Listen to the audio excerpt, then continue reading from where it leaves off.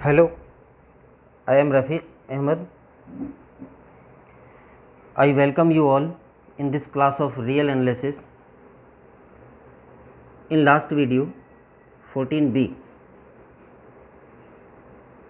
we have proved Balzano-Weierstrass प्रमेय, in which we proved every infinitely bounded set has at least one limit point.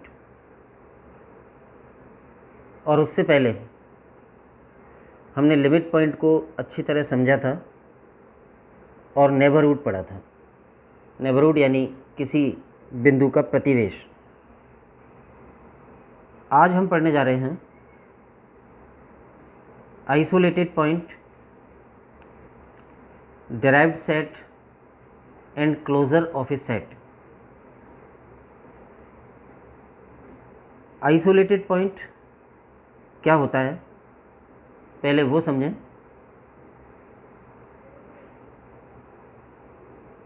Real line पर कोई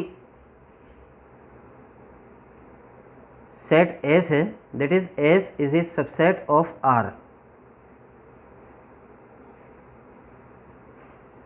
तो वास्तविक संख्याओं का पूर्ण क्रमित क्षेत्र R होता है और यहाँ पर हम इस R का ही अध्ययन करते हैं। R का कोई सबसेट S है तो जाहिर है कि S के जो एलिमेंट्स होंगे वो इस रियल लाइन पर ही कहीं पर होंगे। पूरी रियल लाइन के सारे पॉइंट्स से तो R बनता है और S R का सबसेट है तो S के जो अवयव हैं वो रियल लाइन पर ही कहीं पर होंगे। अब हम डिफाइन करना चाहते हैं कि ये जो सेट S है इसका आइसोलेटेड पॉइंट किसे कहेंगे। आइसोलेटेड पॉइंट या वियुक्त बिंदु। मान लो कोई पॉइंट A है, ये A इस S का एलिमेंट ही होगा। यानी जो आइसोलेटेड पॉइंट हम जैसे डिफाइन करने जा रहे हैं वो पहली कंडीशन तो यही है कि वो उस सेट का एलिमेंट होता है। इससे पहले जब हमने लिमिट पॉइंट पढ़ा था तब हमने देखा था कि लिमिट पॉइंट मे और may not be element of that set. अगर समुच्च S का A सीमा बिंदु है तो हो सकता है कि A S का एलिमेंट भी हो और हो सकता है कि A S का अवयव नहीं हो। तो लिमिट पॉइंट तो मे और may not be element of that set, लेकिन आइसोलेटेड पॉइंट हमेशा उस सेट का अवयव ही होता है, उस सेट के अवयवों में से ही कोई होता है। तो किसी सेट S का एलिमेंट A, इसका आइसोलेटेड पॉइंट कब कहलाएगा? अगर बिल्कुल सिंपल वर्ड्स में कहें तो जब ये इसका लिमिट पॉइंट नहीं हो। Element but not a limit point. तो अगर हम आइसोलेटेड पॉइंट की सिंपल डेफिनेशन कहें तो वो ये है कि element but not a limit point. S का कोई अवयव जो सिर्फ अवयव है, सीमा बिंदु नहीं है, वो आइसोलेटेड पॉइंट या वियुक्त बिंदु कहलाता है। या थोड़ा डिटेल डेफिनेशन लें तो नॉट ए लिमिट पॉइंट वाली बात इसमें शामिल कर देंगे। जैसे A पॉइंट है, अगर कोई पॉजिटिव नंबर डेल्टा ऐसा एग्जिस्ट करता हो, there exist delta greater than 0, कि जब इस डेल्टा को रेडियस लेकर A का नेबरहुड बनाएं, A minus delta to A plus delta, ऐसा कोई A का नेबरहुड एग्जिस्ट करता हो जिसमें समुच्च S का केवल एक ही अवयव इटसेल्फ A हो, यानी A के अतिरिक्त इस पूरे नेबरहुड में S का एक भी अवयव नहीं हो, तो A S का आइसोलेटेड पॉइंट कहलाता है, वियुक्त बिंदु कहलाता है। और सीमा बिंदु कब कहलाता है? जब A के प्रत्येक प्रतिवेश में S के अनंत अवयव हों। या ऐसे कह सकते हैं कि A के प्रत्येक प्रतिवेश में S का A के अतिरिक्त कोई ना कोई अवयव होना चाहिए। यानी इस प्रतिवेश के लेफ्ट हाफ में या इस प्रतिवेश के राइट हाफ में एस का कोई ना कोई अवयव हमेशा होगा, चाहे प्रतिवेश कितनी भी त्रिज्या का बना लें, तब तो ये सीमा बिंदु होता है। और वियुक्त बिंदु कब होता है? जब ए का कोई ऐसा प्रतिवेश मिल जाए, एक प्रतिवेश मिल जाए, एवरी नेबरहुड की बात नहीं है, यानी फॉर ऑल डेल्टा नहीं है यहाँ पर, देयर एग्जिस्ट ए डेल्टा। तो ए का ऐसा एक भी प्रतिवेश मौजूद हो कि उस प्रतिवेश में ए के अतिरिक्त एस का कोई एलिमेंट नहीं है, तो ए वियुक्त बिंदु कहलाता है। तो वियुक्त बिंदु तभी होगा जब वो सीमा बिंदु नहीं हो। अब इस बात को ऐसे भी कह सकते हैं कि जो ए का कोई neighbourhood A minus delta to A plus delta ऐसा विद्यमान है कि इसका और एस का इंटरसेक्शन सिर्फ एक एलिमेंट का सेट, यानी सेट ऑफ सिंगल एलिमेंट ए हो, मतलब पूरे समुच्चय एस में और ए के इस प्रतिवेश में सिर्फ ए ही कॉमन एलिमेंट हो। इसी बात को बदल के ऐसे भी कह सकते हैं कि जो ए का डिलीटेड नेबरहुड है एन डैश डेल्टा ए, उसमें और एस में कोई एलिमेंट कॉमन ना हो, यानी इस डिलीटेड नेबरहुड का और एस का इंटरसेक्शन वाइड सेट हो, फाई हो। फिर हम जानते हैं कि एन डैश डेल्टा ए क्या होता है। एन डैश डेल्टा ए का डिलीटेड नेबरहुड है, जिसमें जो ए का नेबरहुड होता है ए minus delta to A plus delta, उसमें से सेंटर ए को हटाने से बचा सेट, जिसको कि हम ऐसे भी लिख सकते हैं, लेफ्ट हाफ यानी A minus delta to A union right half यानी A to A plus delta. तो कई तरह से बोल सकते हैं। ए वियुक्त बिंदु कहलाएगा अगर एक डेल्टा पॉजिटिव संख्या ऐसी विद्यमान हो कि जब ए का प्रतिवेश बनाएं डेल्टा रेडियस लेकर, तो उसमें एस का केवल एक ही अवयव हो और वो हो स्वयं ए। या ये कह लो कि ए का डेल्टा त्रिज्या का निष्कासी प्रतिवेश बनाएं तो उसमें एस का कोई अवयव ना हो, तो वियुक्त बिंदु कहलाता है। और ये जो वियुक्त बिंदु होने की डेफिनेशन है, ये just not a limit point की डेफिनेशन है। अगर ऐसा होता है कि ए का कोई ऐसा प्रतिवेश मौजूद है जिसमें एस का केवल ए ही एक अवयव है और कोई अवयव नहीं है, तो इसका मतलब है कि ए एस का लिमिट पॉइंट नहीं है। तो not a limit point but element, उसी को हम वियुक्त बिंदु कहते हैं। तो सिंपल वर्ड्स में हम ये कह सकते हैं कि किसी समुच्चय का ऐसा अवयव जो उस समुच्चय का सीमा बिंदु नहीं हो, वियुक्त बिंदु कहलाता है।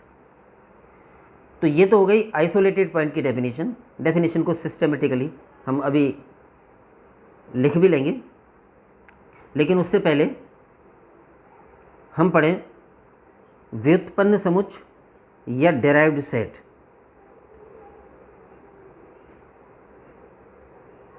व्युत्पन्न समुच्चय या डेराइव्ड सेट क्या होता है? Set of all limit points of a set, यानी set of all limit points of a set S, किसी समुच्चय के सभी सीमा बिंदुओं का समुच्चय, उसका डिराइव्ड सेट या व्युत्पन्न समुच्चय कहलाता है। हम जानते हैं कि किसी समुच्चय एस में जितने अवयव हैं, वो उन अवयवों में कुछ सीमा बिंदु भी हो सकते हैं और कुछ केवल अवयव हैं, सीमा बिंदु नहीं हैं, ऐसा हो सकता है। और ये भी हो सकता है कि समुच्चय से बाहर के अवयव, यानी वो जो समुच्चय के एलिमेंट्स नहीं हैं, वो समुच्चय के सीमा बिंदु हो सकते हैं। तो जब हम डेराइव्ड सेट बोल रहे हैं तो इसका मतलब है, इससे मतलब नहीं है कि वो रियल नंबर्स उस समुच्चय एस के अवयव हैं या नहीं हैं, केवल उसके सीमा बिंदु देखना है कि वो सीमा बिंदु है या नहीं। तो जितने एस के सीमा बिंदु हैं उनका सेट बना लें तो वो व्युत्पन्न समुच्चय कहलाता है। तो एक तो हम ये समझ सकते हैं कि जितने समुच्चय एस के एलिमेंट होते हैं, उन एलिमेंट्स में से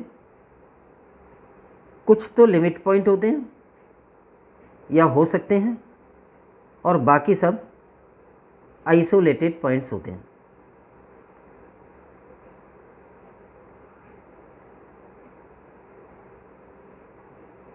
बात ये समझ में आ गई होगी कि सेट के जितने एलिमेंट हैं, हर एलिमेंट को अगर देखा जाए तो वो एलिमेंट सेट का या तो इसका आइसोलेटेड पॉइंट होगा या लिमिट पॉइंट होगा। दोनों में से एक अवश्य होगा और दोनों तरह का नहीं होगा। ऐसा नहीं होगा कि कोई एलिमेंट सेट का लिमिट पॉइंट भी है और आइसोलेटेड पॉइंट भी है। तो हर एलिमेंट के बारे में हम सेट के ये कह सकते हैं और ये विभाजन कर सकते हैं कि या तो ये लिमिट पॉइंट है या ये आइसोलेटेड पॉइंट है। ये तो सेट के जो एलिमेंट्स हैं उनकी बात है। फिर जो सेट के एलिमेंट नहीं हैं, सेट से बाहर हैं, वो क्या हो सकते हैं? इनमें से वो केवल लिमिट पॉइंट हो सकते हैं, वो आइसोलेटेड पॉइंट नहीं हो सकते। आइसोलेटेड पॉइंट तो सेट का एलिमेंट ही होगा। एलिमेंट नहीं है तो आइसोलेटेड पॉइंट तो नहीं होगा, लेकिन एलिमेंट नहीं होते हुए भी लिमिट पॉइंट हो सकता है। तो एक तो ये बात क्लियर कर लें कि जितने भी सेट एस के एलिमेंट्स हैं उसके जो अवयव हैं, हर अवयव लिमिट पॉइंट या आइसोलेटेड पॉइंट में से कोई एक होता है। या तो वो लिमिट पॉइंट होता है या आइसोलेटेड पॉइंट होता है।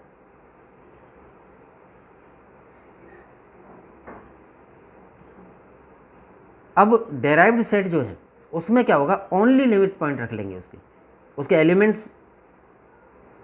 अगर वो लिमिट पॉइंट नहीं है तो वो डेराइव्ड सेट में नहीं आएंगे। डेराइव्ड सेट को हम सिंबल यहाँ पर दे रहे हैं डैश लगा के। जैसे समुच्चय एस है तो एस का व्युत्पन्न समुच्चय को हम सिंबल देंगे एस डैश। वैसे सिंबल ये भी लिख सकते हैं DER of S, derived set of S, लेकिन हम ये वाला सिंबल काम में लेंगे डैश लगा के। तो एस डैश का मतलब हो जाएगा एस का व्युत्पन्न समुच्चय, यानी set of all limit points of S. तो एस डैश में केवल वही होंगे जो एस के सीमा बिंदु हैं। अगर एस के ऐसे अवयव हैं जो एस के सीमा बिंदु नहीं है तो वो एस डैश में नहीं होंगे। और अगर ऐसे अवयव, ऐसे रियल नंबर्स हैं जो एस के अवयव तो नहीं हैं लेकिन वो सीमा बिंदु हैं तो वो एस डैश में होंगे। तो एस डैश में अवयव है या नहीं है इससे मतलब नहीं है, केवल सीमा बिंदु होना चाहिए। तो जितने भी एस के सीमा बिंदु हैं उनका समुच्चय एस डैश हो जाएगा। तो ये व्युत्पन्न समुच्चय की बात हो गई। और तीसरी जो बात है वो है क्लोजर।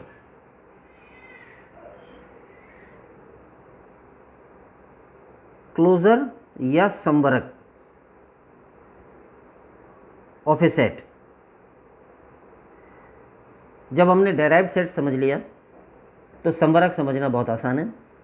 अगर एस कोई सेट है, इसका डेराइव्ड सेट एस डैश है, एस डैश और एस दोनों का यूनियन कर लें तो जो आएगा वो कहलाएगा एस का क्लोजर।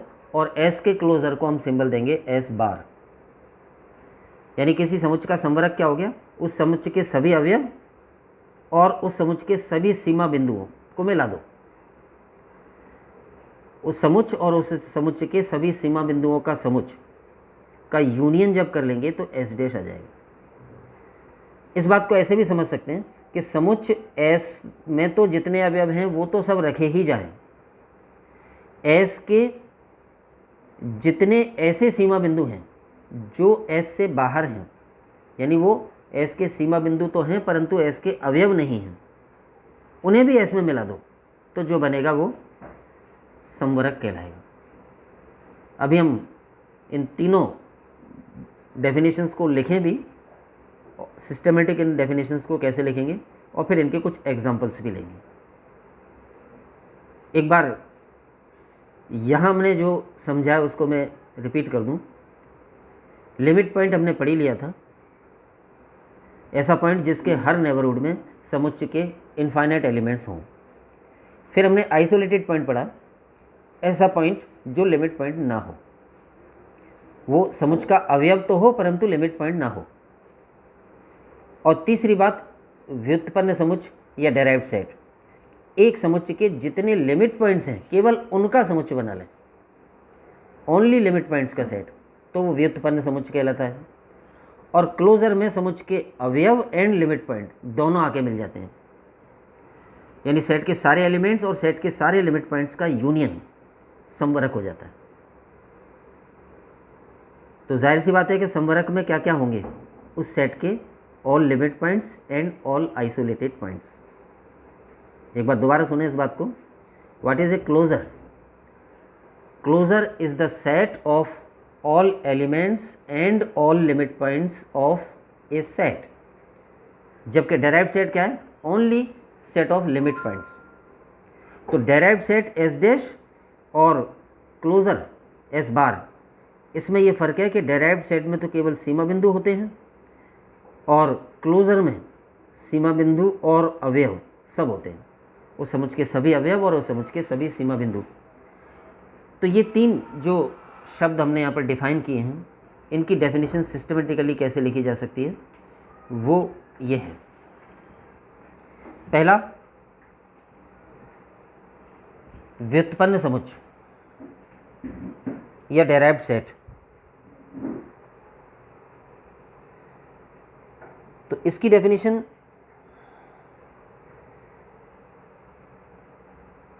इस प्रकार होगी।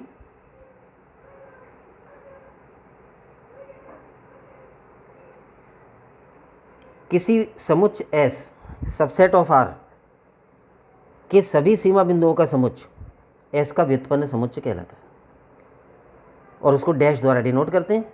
डेफिनेशन ये हो जाएगी कि x belongs to R such that x is a limit point of s, यानी वो सारे वास्तविक संख्याएं जो s के लिमिट पॉइंट हैं उनका सेट s डैश व्युत्पन्न समुच्चय हो जाएगा। दूसरी डेफिनेशन आइसोलेटेड पॉइंट। तो जैसा कि अभी हमने समझ ही लिया है, आइसोलेटेड पॉइंट की डेफिनेशन, किसी समुच्चय S सबसेट ऑफ R के ऐसे अवयव, ध्यान दें अवयव, यानी वो S के अवयव तो होने चाहिए जो उसके सीमा बिंदु नहीं हो, यानी element but not a limit point, उसे हम वियुक्त बिंदु कहते हैं। या वियुक्त बिंदु की परिभाषा और डिटेल में ऐसे दी जा सकती है, ए किसी समुच्चय S का अवयव है तो ए एस का वियुक्त बिंदु कहलाएगा यदि एक ऐसा डेल्टा विद्यमान हो कि जब हम डेल्टा रेडियस का ए का नेबरहुड बनाएं तो उस नेबरहुड में और एस में सिर्फ ए ही एक कॉमन एलिमेंट हो, या ए के डिलीटेड नेबरहुड और एस में कोई कॉमन एलिमेंट ना हो। जहाँ डिलीटेड नेबरहुड क्या होता है वो हम कई बार समझ ही चुके हैं। और तीसरी डेफिनेशन है closure, closure of a set, समवरक। तो जैसा कि अभी अभी हमने समझा था, किसी समुच्चय S में S के ऐसे सीमा बिंदु सम्मिलित कर दिए जाएं जो S के अवयव नहीं हैं।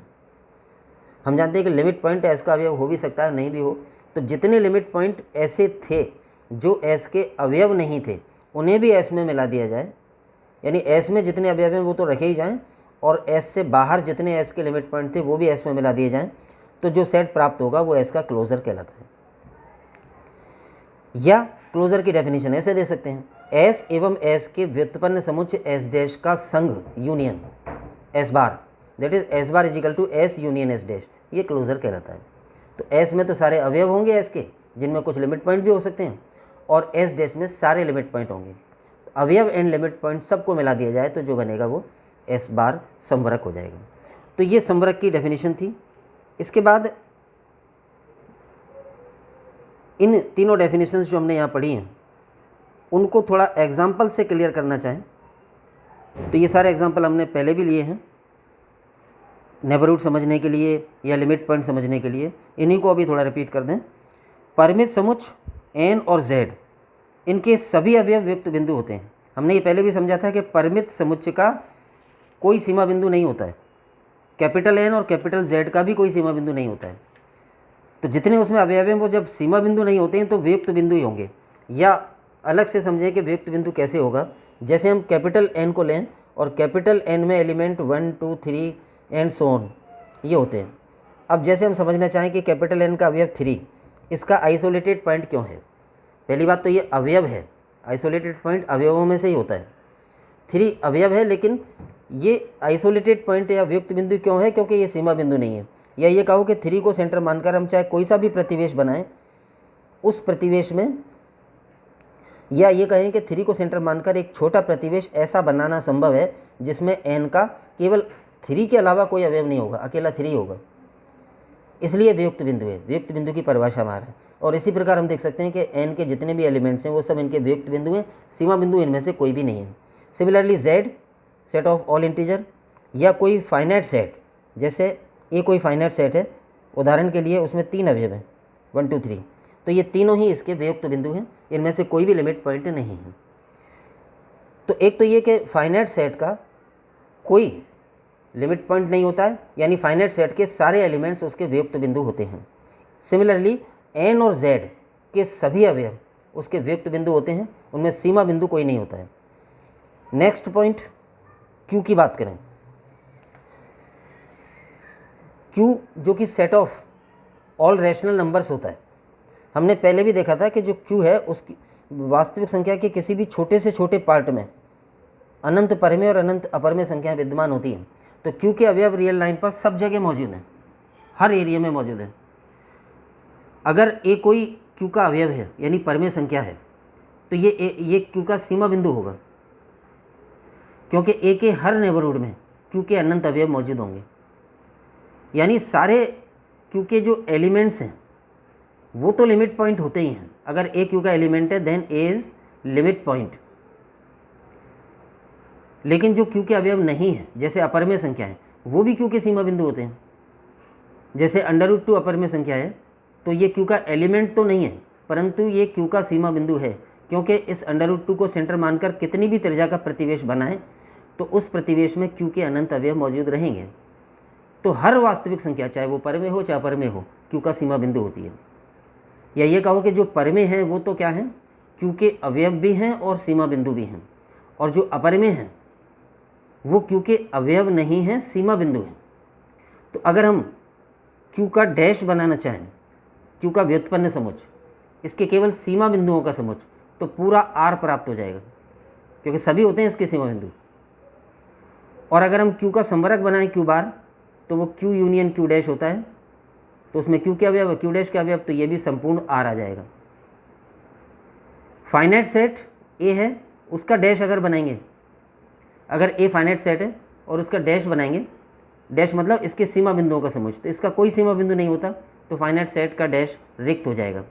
और उसका क्लोजर यानी a बार, जो कि a यूनियन a डैश है, वो a ही रह जाएगा, क्योंकि a डैश बराबर फाई है।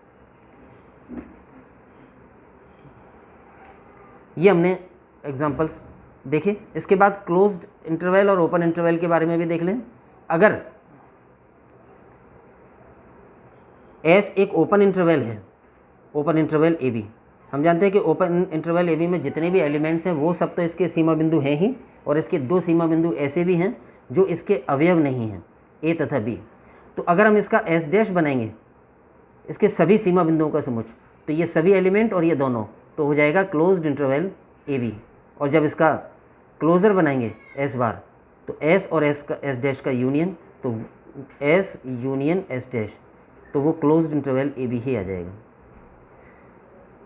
अगर S पहले से ही क्लोज इंटरवल होता ए बी, तो इसके जितने अवयव हैं वही इसके सीमा बिंदु हैं, कोई भी सीमा बिंदु इस समुच्च के बाहर नहीं है, तो इसका डैश भी यही होगा और इसका क्लोजर भी यही हो जाएगा। तो ये कुछ हमने आज केवल 3 डेफिनेशंस पढ़ी हैं, isolated point, derived point and derived set, isolated point and closure of a set. और इनके उपयोग से, इस एक्सपीरियंस से जो हमने आज पढ़ा है, हम आगे वाली वीडियो में ओपन सेट और क्लोज सेट्स डिफाइन करेंगे। आज के लिए इतना ही। सभी को धन्यवाद। जय हिंद।